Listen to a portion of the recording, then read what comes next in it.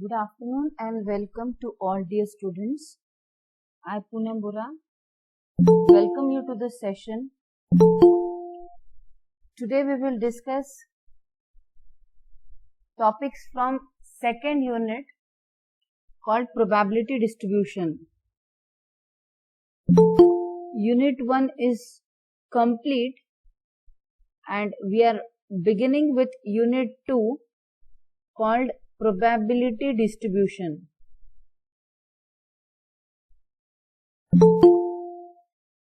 Unit 1 was basic probability. Now we are going one step ahead of it and discussing probability distribution. Within few minutes, let us try to understand what exactly is probability distribution. After that, we will start with binomial distribution. So, suppose an experiment is performed and there is a variable x. In the experiment, there is a variable x.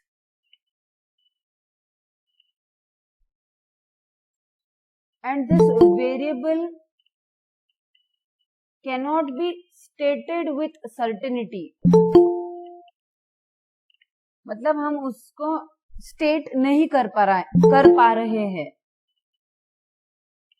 And it depends on the probability of occurrence.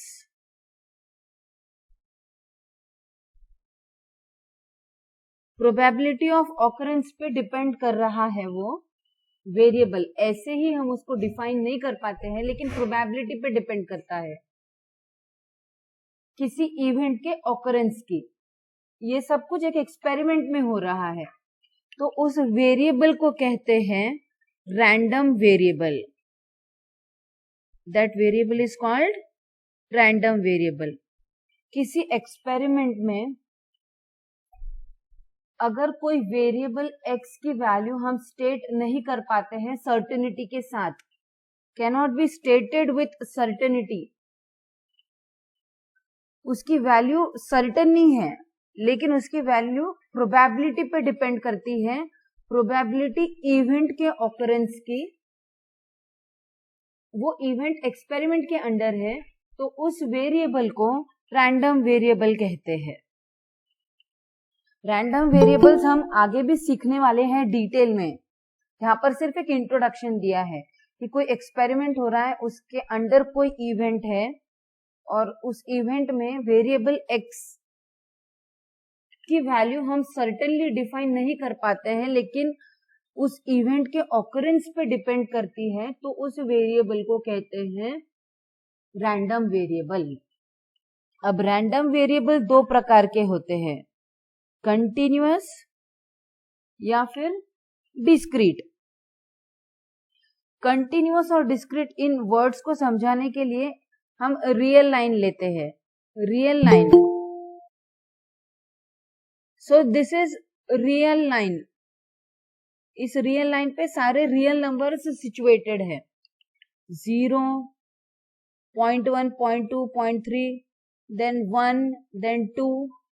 So all real numbers are situated here. -0.1, -0.2, -0.3 and so on. Suppose this is real line और मैंने interval ले ली 0 to 1. 0 के आगे के सारे real numbers और 1 से छोटे, open interval 0 to 1.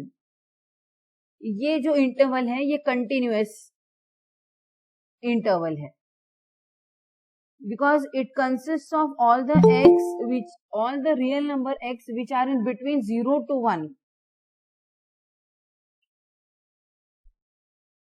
It consists of all the real numbers which are in between 0 to 1.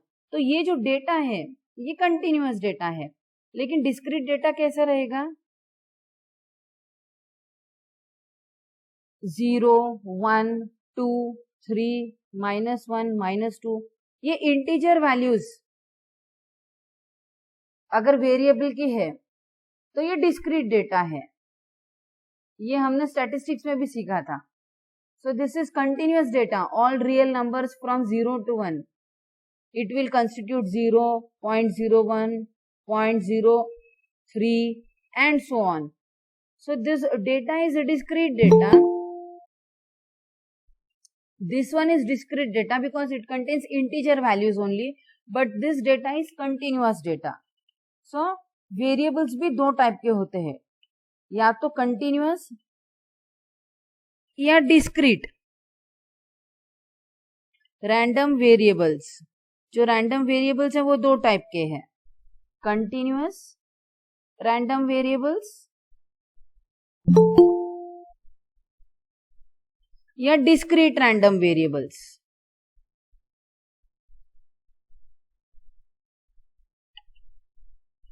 Random variables वो वेरिएबल्स है जिसकी वैल्यू प्रोबेबिलिटी पे डिपेंड करती है, जिनकी वैल्यू सर्टेन नहीं है but probability of occurrence of any event पे डिपेंड करती है. वो वेरिएबल्स कंटिन्यूअस भी हो सकते हैं, डिस्क्रीट भी हो सकते हैं. फॉर एग्जाम्पल टेम्परेचर या हाइट या वेट्स, टेम्परेचर, हाइट या वेट्स, ये जो वेरिएबल है वो इन्फिनाइटली मेनी वैल्यूज ले सकते हैं. Say we can say temperature is 10 degree Celsius or 10.13 degree Celsius. So ये किसी एक्सपेरिमेंट में सपोज 10 से 12 डिग्री सेल्सियस तक भी वैल्यूज ले सकते हैं. तो ये वेरिएबल्स कंटिन्यूअस रैंडम वेरिएबल्स होंगे. On the country discrete random variables कौन से रहेंगे? जो कंटिन्यूअस नहीं है. फॉर एग्जाम्पल अगर आपने कॉइन को टॉस किया 2 बार, किसी कॉइन को आपने 2 बार टॉस किया और आपको चाहिए नंबर ऑफ हेड्स, कितने हेड्स आएंगे. ये एक्सपेरिमेंट में आपने एक इवेंट है number of heads, 2 bar coin को टॉस किया तो नंबर ऑफ हेड्स. अब 2 बार कॉइन टॉस करने पर हेड्स हो सकता है आए ही नहीं, हो सकता है 1 बार आए, हो सकता है 2 बार आए. तो ये जो नंबर्स है, नंबर ऑफ हेड्स, ये वेरिएबल 0 हो सकता है, 1 हो सकता है, 2 हो सकता है. तो ये वेरिएबल की जो वैल्यूज है ये डिस्क्रीट वैल्यूज है. सो ऐसे इस केस में डिस्क्रीट रैंडम वेरिएबल की बात हो रही है. Number of heads x variable से डिनोट कर दें तो ये वाला वेरिएबल डिस्क्रीट रैंडम वेरिएबल है. डिस्क्रीट वाला रैंडम वेरिएबल, क्योंकि ये इंटीजर वैल्यूज लेता है. तो this is in nutshell about variables which are random variables. Random में भी वो कंटिन्यूअस होंगे या डिस्क्रीट होंगे. Tossing of a coin twice and getting number of heads. Number of heads is the variable x. This variable is discrete random variable. तो अभी हमने random variables में continuous random variables and discrete random variables समझ लिए हैं. अब आते हैं एक्चुअल टॉपिक प्रोबेबिलिटी डिस्ट्रीब्यूशन पे. Let us try to understand what is probability distribution. अब if in case distribution frequencies are replaced by relative frequencies, तो कुछ डेटा है, सपोज x की वैल्यू, ये वेरिएबल है, x की वैल्यू 32 होगी, इसकी फ्रीक्वेंसी 5 है, और रिलेटिव फ्रीक्वेंसी, ये एक नई टर्म है, रिलेटिव फ्रीक्वेंसी, जिसे हम probability of x, p of x से डिनोट कर रहे हैं. रिलेटिव फ्रीक्वेंसी उसकी 5 आउट ऑफ टोटल 70. तो ये probability of the variable x. Suppose value 37 की फ्रीक्वेंसी 10 है, 37 वैल्यू 10 बार आती है. आप इसको टेम्परेचर भी अज्यूम कर सकते हो, 10 बार आ रही है. तो टोटल वैल्यूज का काउंट 70 है डियर स्टूडेंट्स. तो 10 आउट ऑफ 70 ये रिलेटिव फ्रीक्वेंसी हो गई. That is probability of the random variable x which is taking the value 32 5 times, 37 10 times and so on. तो ये टोटल वैल्यूज 70 है एंड 70 डिवाइडेड बाय 70 होगा at last is equal to 1. So this table is called probability distribution. इस table को हम probability distribution कहेंगे. ये random variable है, डिस्क्रीट रैंडम वेरिएबल, क्योंकि ये वैल्यूज डिस्क्रीट वैल्यूज है. 32 एक इंटीजर है, 37 एक इंटीजर है, उनकी फ्रीक्वेंसीज देन रिलेटिव फ्रीक्वेंसीज 70 में से 5 टाइम्स 32 आता है. तो this is probability of the variable. इसे कहते हैं प्रोबेबिलिटी का डिस्ट्रीब्यूशन. अब प्रोबेबिलिटी डिस्ट्रीब्यूशन के कैरेक्टरिस्टिक्स समझते हैं. इसके फीचर्स क्या होते हैं प्रोबेबिलिटी डिस्ट्रीब्यूशन के? तो what are the characteristics of probability distribution? First characteristics is p of x is 0 or greater than 0 for all x. For all x, कोई भी वैल्यू हो रैंडम वेरिएबल की, प्रोबेबिलिटी कभी भी नॉन निगेटिव होती है, या तो 0 होगी या 0 से बड़ी. This is first characteristic of probability distribution dear students. इसका दूसरा फीचर है सारे वेरिएबल्स की प्रोबेबिलिटीज का एडिशन 1 होता है. Point to be noted dear students. Probability of occurrence for each event is always positive और non negative. 0 and positive numbers are non-negative numbers, and the sum of probabilities for all positive events x must be equal to 1. So this is about probability distribution. We have seen what is random variable, we have seen what is continuous random variable, discrete random variable. Now what is probability distribution? This is probability distribution. And characteristics of probability distribution are these two. Probability is non-negative and sum of all probabilities is equal to 1. So with this, let us proceed further. अब suppose इन probabilities को हमने function के द्वारा प्रस्तुत कर दिया. If the probabilities are given by a function f of x, किसी function के द्वारा ये दिया जा सकता है कंटिन्यूअस वेरिएबल के लिए.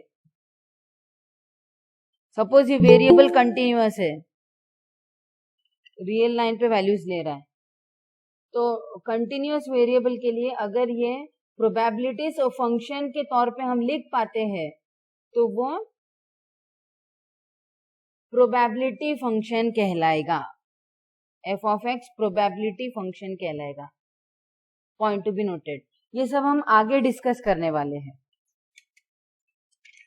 And now let me switch to binomial distribution.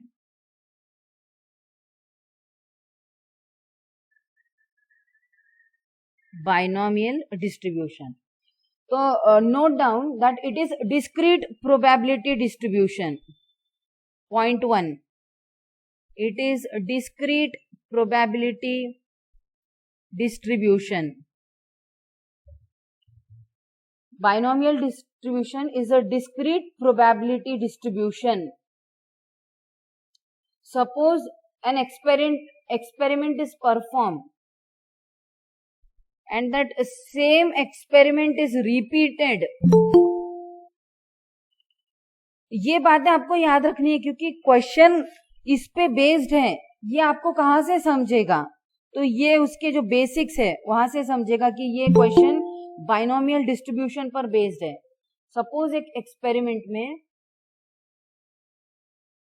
एक event n number of times repeat हुआ है.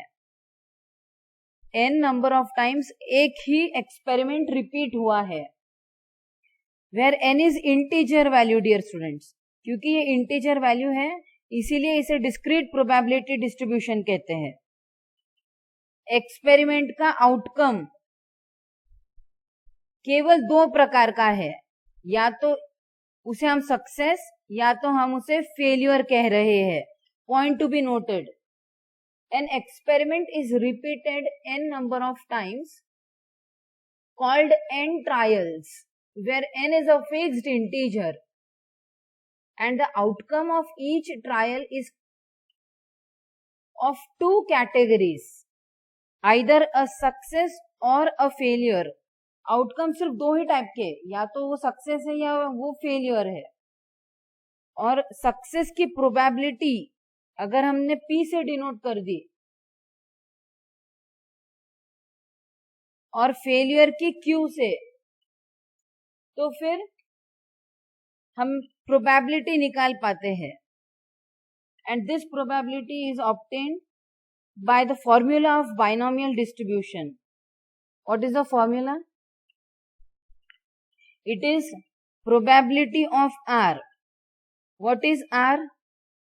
n ट्रायल्स हुए, n नंबर ऑफ ट्रायल्स होते हैं और उसमें से आपको R टाइम्स सक्सेस चाहिए।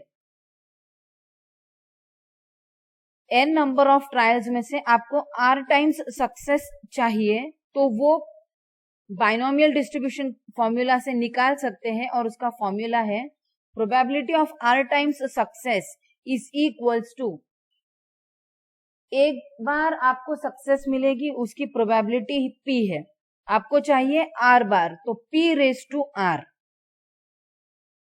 n नंबर्स ऑफ टाइम्स में से R टाइम्स आपको सक्सेस चाहिए, मतलब n minus R times failure है। फेल्यूर की प्रोबेबिलिटी होती है Q, तो Q raise to n minus R। P raise to R into Q raise to n minus R। Probability of one time success to the power R, probability of failure Q to the power n minus R into, अब ये combination of R number of things from given n number of things can be done in NCR ways. So this is the formula for binomial distribution. Probability of R times success out of n number of trials is equals to NCR. This NCR is number of combinations possible of R objects taken from n number of objects. So the formula is probability of R times success from n number of trials is NCR into P raised to R into Q raised to n minus R, where P is probability of success, Q is probability of failure. We want R times success, that means n minus R times of failure, that can be done in NCR ways. So the probability of R success in n trials is NCR into P raised to R into Q raised to n minus R. ये binomial distribution का formula है। अब binomial distribution was due to James Bernoulli. It was due to James Bernoulli.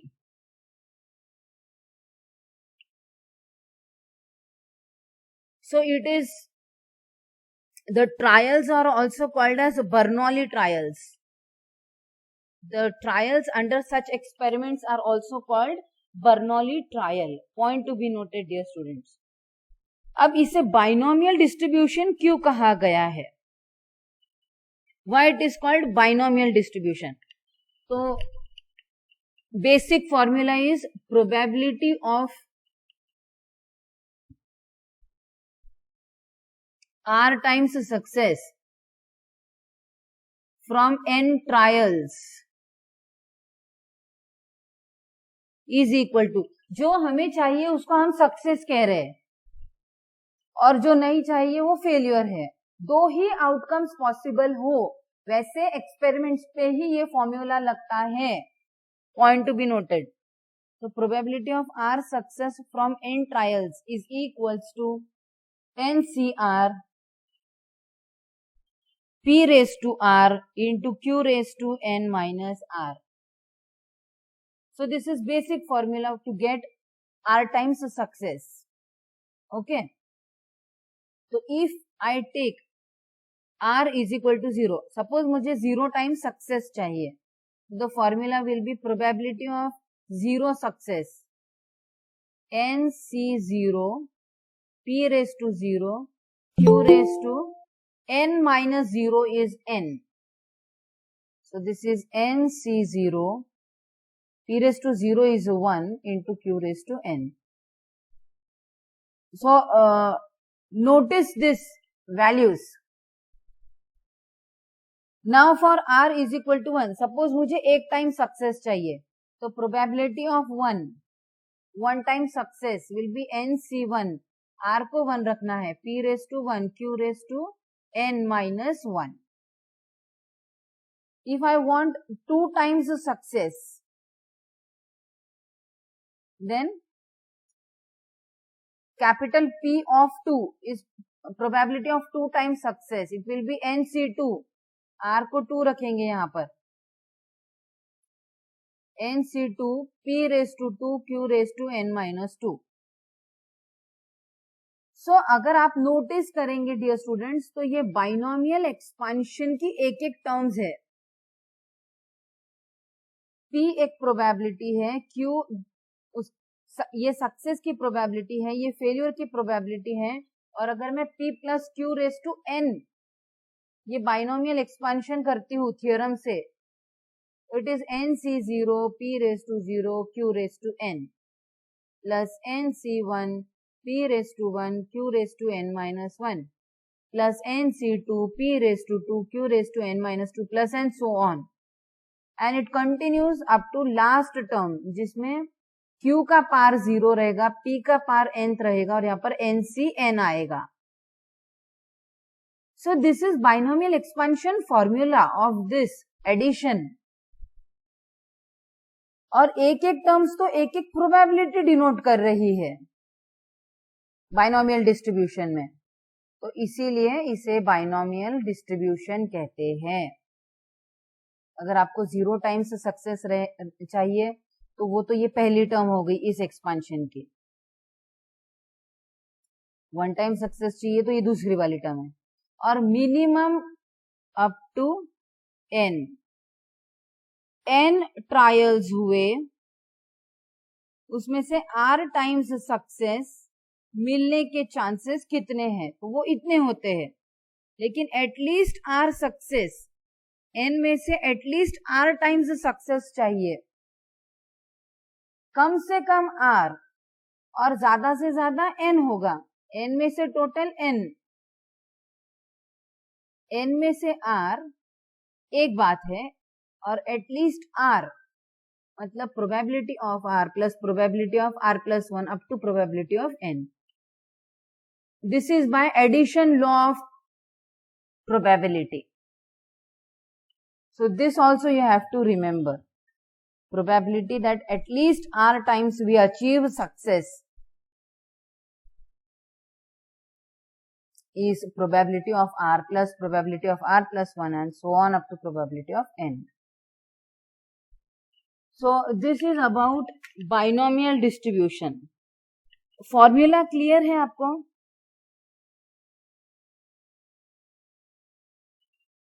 Do you have any questions regarding the formula?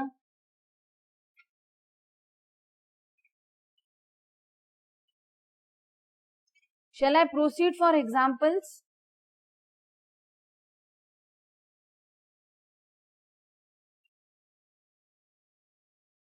I will give you 3 formulas. You just write down. In one set of n trials, the probability of r success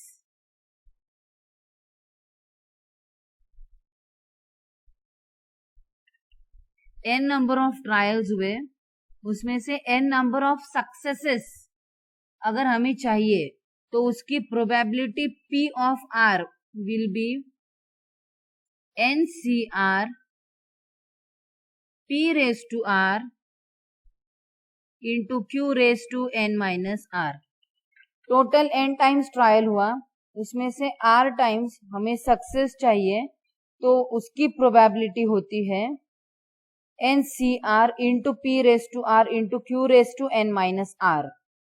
Q is the probability of failure in one attempt, in one trial. P is probability of success in single trial. Q is probability of failure in single trial. R बार success चाहिए तो success की probability का rth power into, obviously R बार success है तो n minus R बार failure रहेगा, तो probability of failure to the power n minus R into NCR. So this is one formula. The second one is, note down this, the probability that the event will happen at the most R times is, ज्यादा से ज्यादा R बार होगा वो event, ज्यादा से ज्यादा R बार हो, ये प्रोबेबिलिटी अगर आप निकालना चाहते हैं तो it is denoted like this, probability that the variable x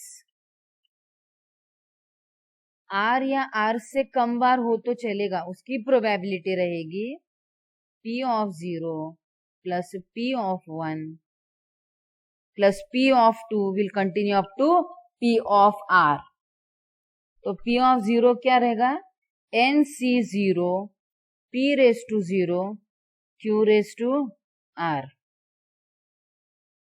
P1 probability की एक बार सक्सेस मिले, NC1 P raise to 1 Q raise to, this is n minus 1 plus NC2 P raise to 2 Q raise to N minus 2 plus and so on. ज्यादा से ज्यादा R बार तो 0 से शुरू करके R तक जाना है, सबके एडिशन करना है। And the third formula, the probability that the event will happen at least R times,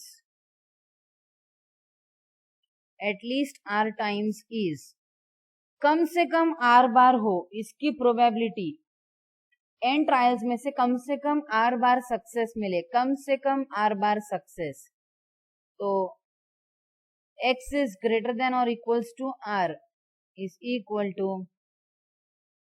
probability of R plus probability of R plus 1 up to probability of n।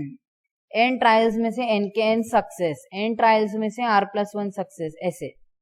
So this will be probability of R is in general NCR P raised to R Q raised to n minus R, R plus 1 की n plus 1 CR, beg your pardon, it is n C R plus 1 P raised to R plus 1 Q raised to n minus R plus 1 in the bracket and so on,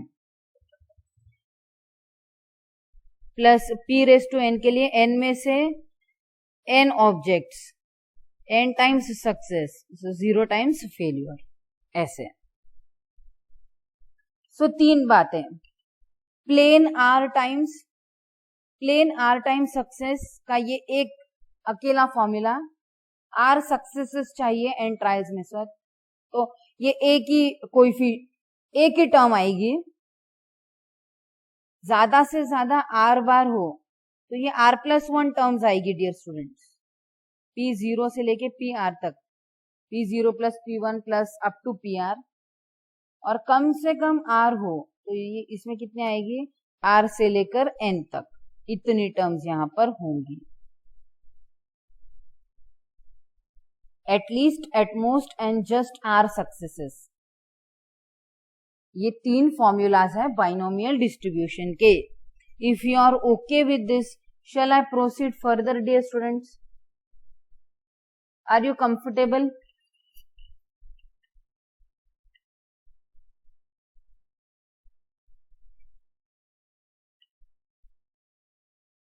Okay, thank you so much. कुछ formulas और कुछ बातें जो आपको याद रखनी है. ये प्रोबेबिलिटी डिस्ट्रीब्यूशन है, राइट? तो मीन क्या रहेगा इस डिस्ट्रीब्यूशन का? जैसे फ्रीक्वेंसी डिस्ट्रीब्यूशन था, अब वैसे ही ये प्रोबेबिलिटी का फ्रीक्वेंसी डिस्ट्रीब्यूशन है.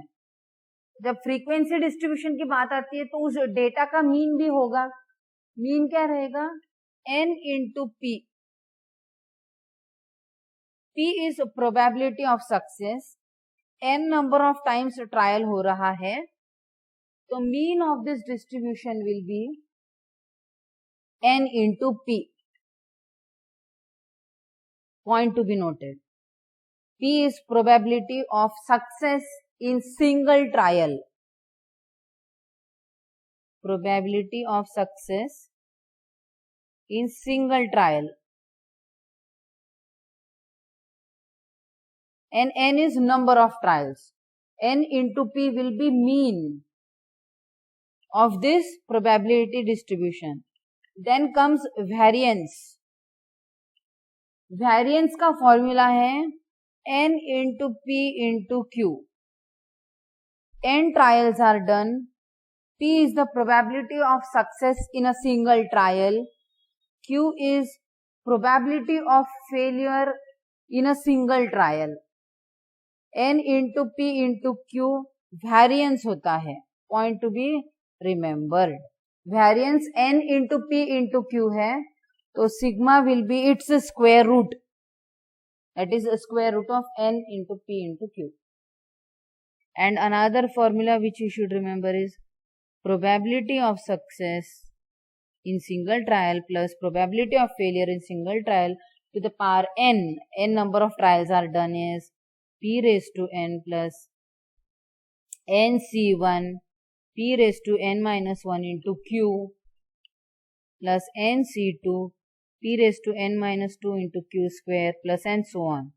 या तो P के पार्स डिसेंडिंग में रखिए या Q के पार्स डिसेंडिंग में रखिए, बात तो एक ही है क्योंकि अल्टीमेटली एडिशन ही होना है. So these are few formulas regarding binomial distribution. You have to learn them and recall them whenever needed. तो ये standard deviation का formula है. One more formula is about skewness. Remember skewness. It is 1 minus 2p upon square root of npq. Kurtosis beta 2 is equal to 3 plus 1 minus 6pq divided by npq. ये कुछ formulas आपको याद रखने हैं. ये एक प्रोबेबिलिटी डिस्ट्रीब्यूशन है, तो it is a frequency distribution. तो इसमें मीन की, वेरिएंस की, standard deviation and other related concepts की बात हो सकती है, और इसीलिए हमने वो फॉर्मूलाज इस पर्टिकुलर डिस्ट्रीब्यूशन के लिए लिख लिए हैं. अब हम आगे बढ़ते हैं. Let us go for an example.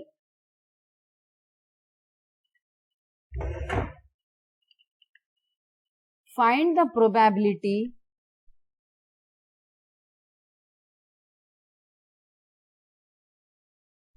of getting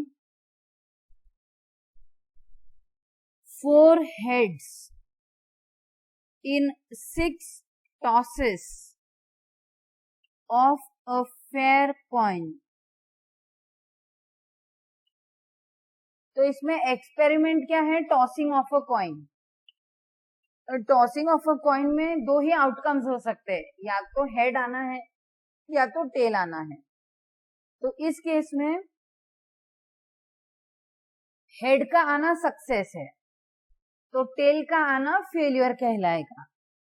probability ढूंढनी है, कॉइन को 6 टाइम्स टॉस किया है, 4 हेड्स आएंगे, इसकी प्रोबेबिलिटी कितनी है? 6 बार एक सिक्के को उछाला है तो 6 में से 4 बार आपको हेड आएगा, आपको हेड मिलेगा, इसकी प्रोबेबिलिटी कितनी है? तो we apply binomial distribution formula, क्योंकि ये सूटेबल है, इस हेडिंग के अंडर हम ये डिस्कस कर सकते हैं। We apply binomial distribution, n number of trials में से r success.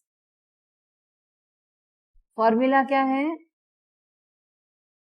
Probability of r success out of n trials is NCR P raised to R Q raised to n minus R. n is 6, 6 bar trial हुआ है, 6 बार सिक्के को उछाला है और हमें कितने हेड्स चाहिए? 4 हेड्स चाहिए।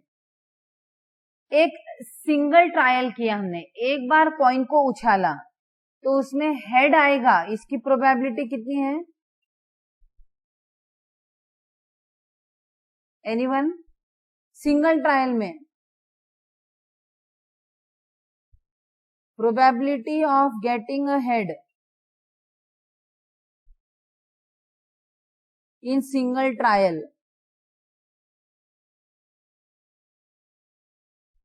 Is equal to small p, success की प्रोबेबिलिटी कितनी आएगी? वो 1/2।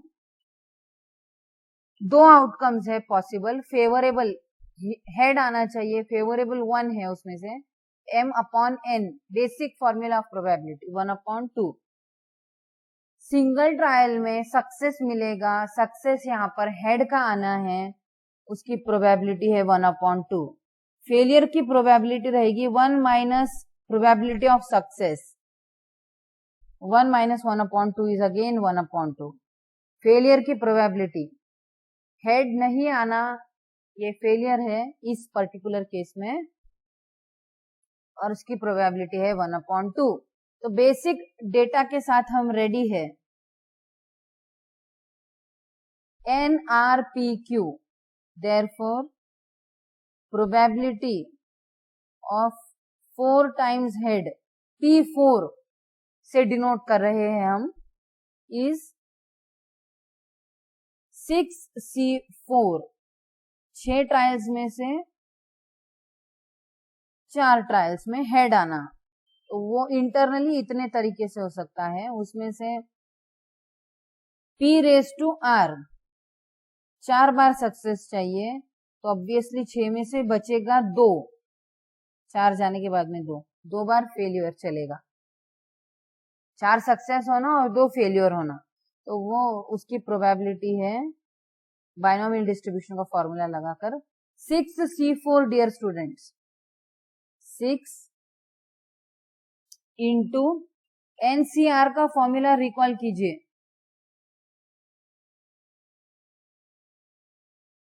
n 6 इंटू 5 इंटू 4 इंटू 3, 6 से स्टार्ट करके 4 पीछे जाना,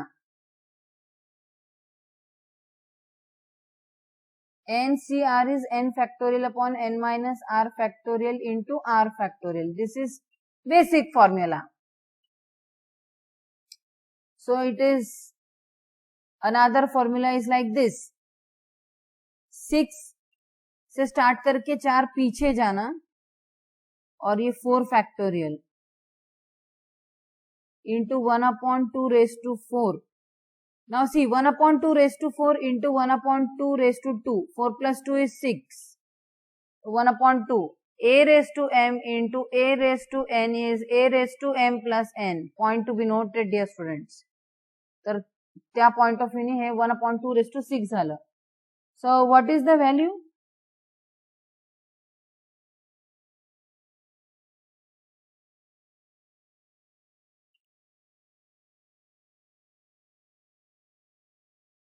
C4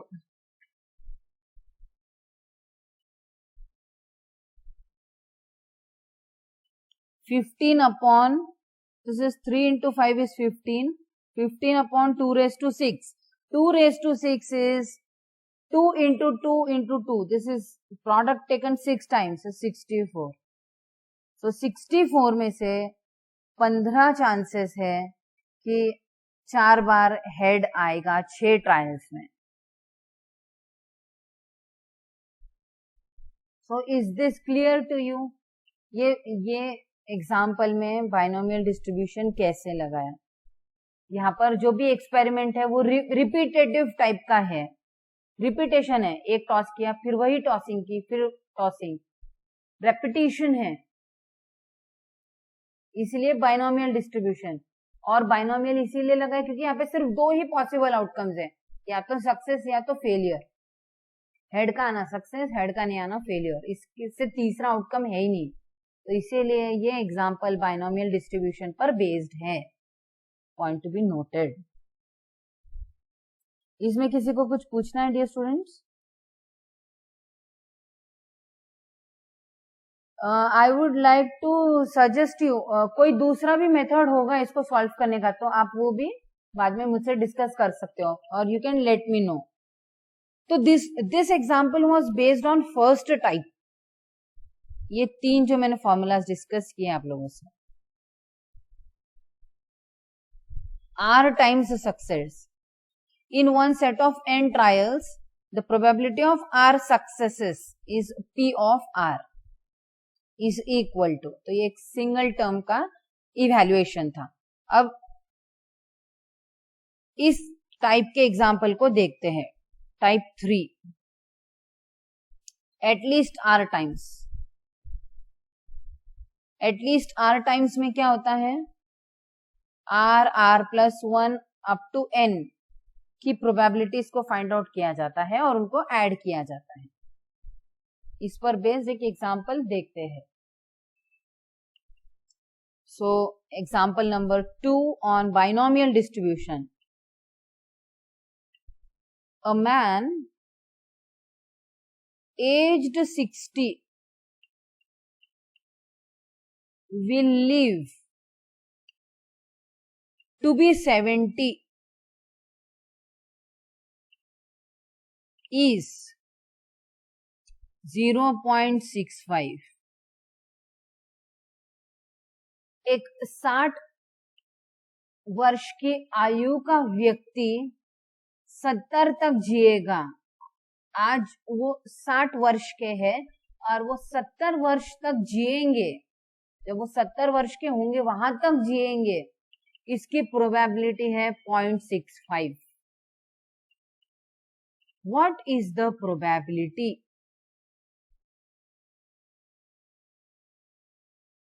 What is the probability that out of 10 men now 60, 10 लोग जो अभी 60 वर्ष के हैं, अभी 60 वर्ष के हैं, एटलीस्ट कितने लोग हैं? 10 लोग.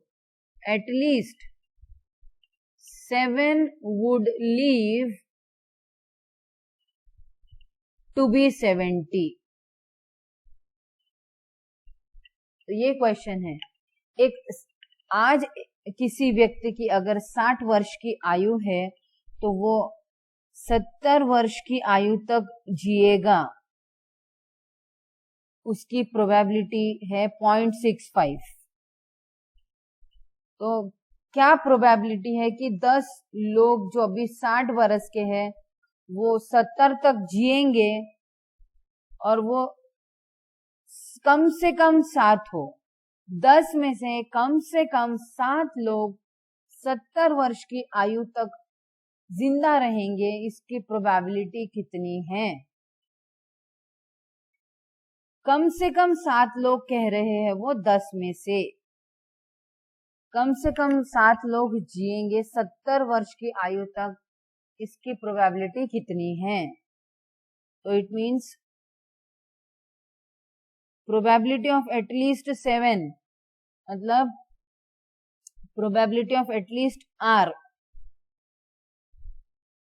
एटलीस्ट R मतलब probability of x r or greater than r will be probability of r plus probability of r plus 1 plus probability of n. सारे 10 के 10 लोग भी जिएंगे तो भी चलेगा, 9 लोग भी जीते हैं 70 वर्ष तक, वो भी प्रोबेबिलिटी को इंक्लूड करना पड़ेगा. 8 और 7, 7, 8, 9, 10 इतने लोग भी अगर 70 वर्ष की आयु तक जाते हैं तो उनकी सारी की प्रोबेबिलिटीज निकाल के हमको ऐड करना है. P7 मतलब 7 लोग जिएंगे 70 वर्ष की आयु तक, इसकी प्रोबेबिलिटी. P8 मतलब 8 लोग जिएंगे 70 वर्ष तक, 9 लोग और ये 10 लोग. ये 4 प्रोबेबिलिटीज निकाल करके हमको यहाँ पर सब्स्टिट्यूट करनी है. Choice is yours. आप एक स्ट्रोक में इसे लिखना चाहते हो या इसको फ्रेगमेंट्स में काम करके करना चाहते हो. P7 dear students, P of R से कंपेयर कीजिए. NCR P raise to R Q raise to N minus R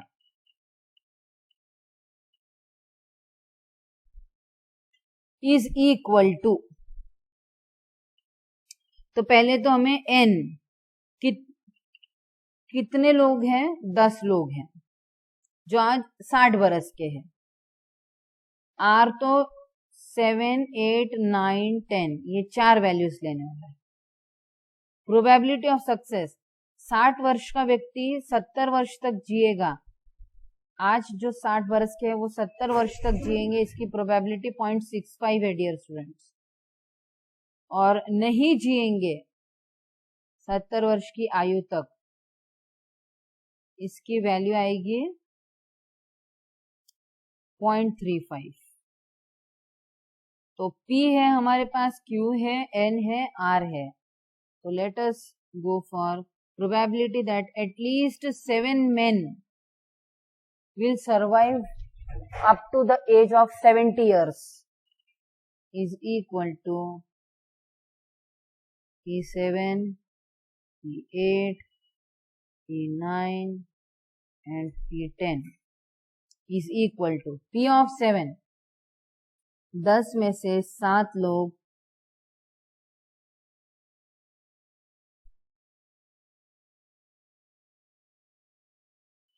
जिंदा रहेंगे 70 वर्ष की आयु तक, 7 लोग. So P raise to R, R is 7 और नहीं जिंदा रहेंगे रेज टू 3. बचे हुए 3 लोग नहीं बचेंगे. This is P of 7. P of 8, 8 लोग 70 वर्ष तक जिंदा रहेंगे और उसमें से 2 नहीं रहेंगे, उसकी प्रोबेबिलिटी इतनी है. 10C9 ये एडिशन कर रहे हैं हम. 9 लोग जिंदा रहेंगे और 1 व्यक्ति नहीं रहेगा और 10 के 10 लोग 70 वर्ष तक जिंदा रहेंगे. So this is equals to, मैं पैरेलली इधर ही लिखती हूँ. आप ये कंप्यूटेशंस कीजिए डियर स्टूडेंट्स. अगर साइंटिफिक कैलकुलेटर है तो उसको डायरेक्टली ये वैल्यूज आप दे सकते हैं. And let me no. 7 लोग 70 वर्ष की आयु तक जिएंगे, पहली टर्म कितनी आ रही है वैल्यू, इसको इवैल्यूएट कीजिए dear students.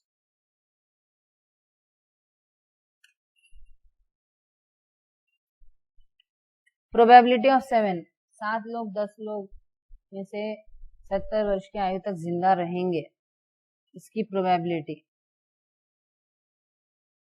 P of 7, 10C7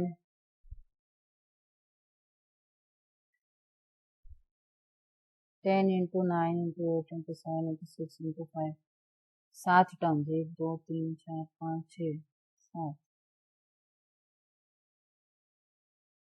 1 into 2 into 3 into 4 into 5 into 6 into 7, 7 7 cancels, 6 6 cancels, 5 5 cancels, 4 4 cancels and 3 1s are 3 9s are 2 1s are 2 4s are. 10C7 की वैल्यू कितनी है, 10 into 3 into 4 that is 120. 120 into 0.65 to the power 7 into 0.35 to the power 3. कितना आ रहा है ये value? Yes, anyone?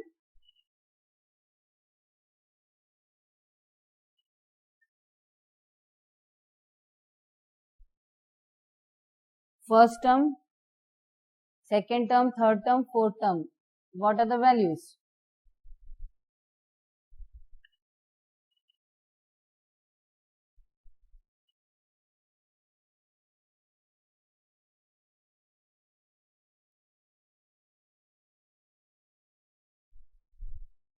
What are the values?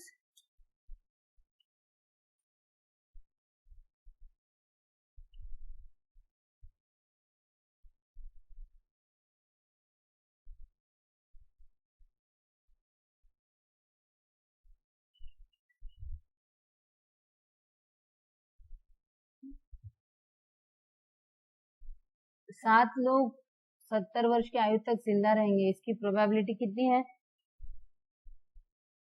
Value निकालिए। 0.25 0.25 is okay. 0.2522, हाँ, Arbaz is also getting 0.25. 0.2522 है, ठीक है, गुड, वेरी गुड। ऐसे ही P8 निकालिए dear students. P of 7, P of 8,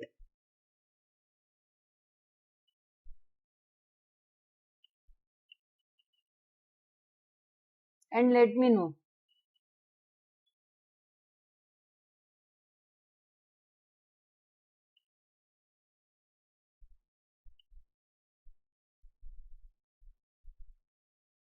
(10C8) into 0.65 to the power 8 into 0.35. Hello. P of 8.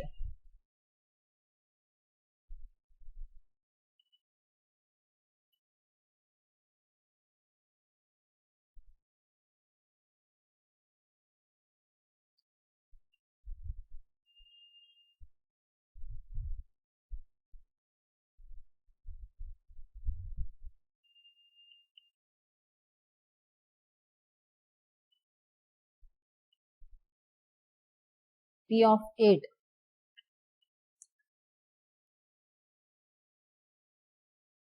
(10C8) into 0.65 to the power 8 into 0.35 to the power 2.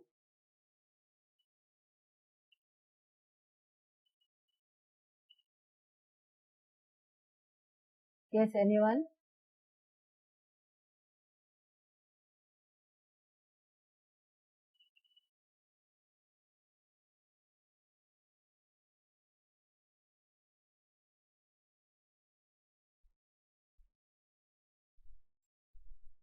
Yes, girls and boys.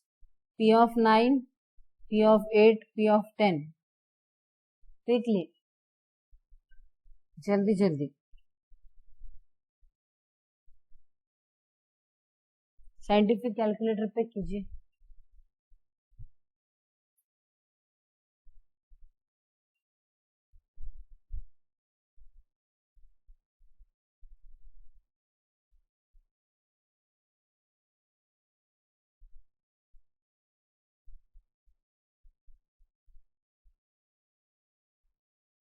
Yes, anyone? 8 व्यक्ति 70 वर्ष की आयु तक जिंदा रहेंगे 10 में से, इसकी प्रोबेबिलिटी कितनी है?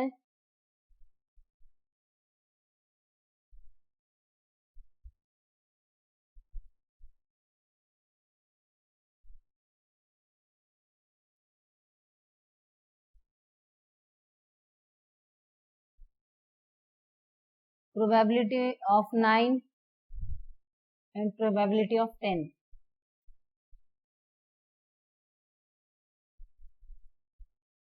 Why it is taking so long?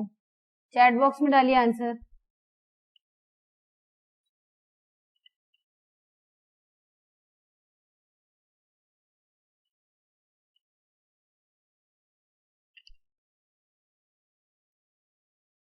Probability that at least 7 men out of 10 those who are 60 years of age today will survive up to 70 years of age.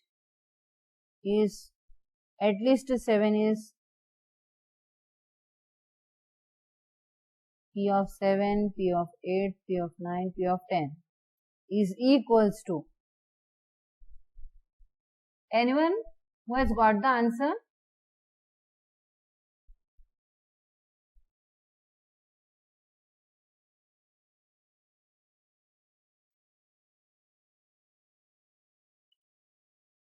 Yes, Janado Jimomi. आपको answer आ रहा है? आपका answer आ रहा है? कैलाश, अंसार सैयद, अपेक्षा, Dhanashree, Prajakta.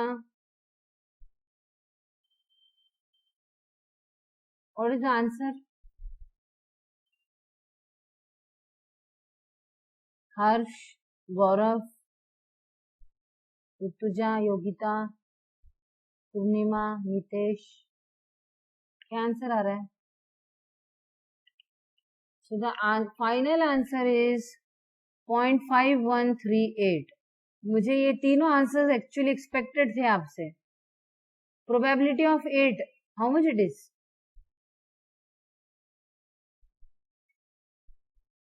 Final answer, probability at least 7 out of 10 men who are 60 age now will survive up to 70 is 0.5138.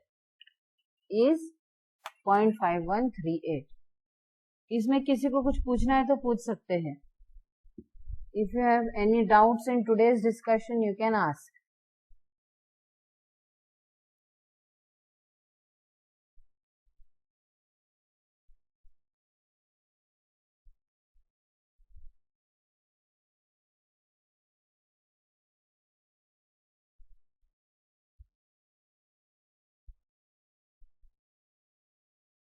So I am sharing the link of attendance. You fill up your attendance and you may leave.